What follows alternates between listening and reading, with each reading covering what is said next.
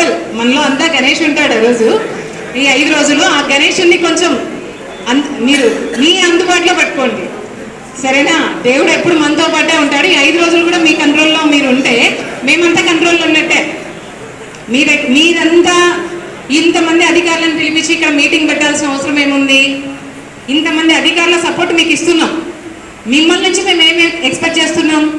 పద్ధతిగా జరుపుకోండి అని చెప్తున్నాం, అంతే. జరుపుకోవద్దని చెప్పట్లేదు. జరుపుకునే విధానంలో మార్పులు ఉండండి, మార్చుకోండి అని చెప్తున్నాం. టపాసులు పేలుస్తుంటాడు, కొంతమంది ఏం చేస్తారు, చేతుల్లో పెట్టుకొని పేల్చడం, లేదంటే జనాలు ఉన్న చోటికి విసిరి పడేయటం, అలాంటివి దయచేసి చేయొద్దండి. ఎందుకంటే అందరూ ఒకేలాగా ఉండరు, కొందరు తప్పించుకోగలరు, కొందరు తప్పించుకోలేరు. దానివల్ల పక్కనున్నవాడు మనం సెలబ్రేట్ చేసుకుంటే పక్కనున్నవాడు ఇబ్బంది పడాలి. ఆ గాయం మానేంత వరకు ఈ పండుగ ఎందుకు వచ్చిందా అని మాట్లాడతారు. అది అవసరమా మనకి? అలాంటివి కూడా తీసుకురావద్దు. ఇంకా మీకు ఎలక్ట్రికల్ డిపార్ట్మెంట్, మీరు ఎటువంటి చిన్న జాయింటే ఇది అనేది కూడా మీరు పొరపాటున కూడా పోగొట్టుకోవద్దు.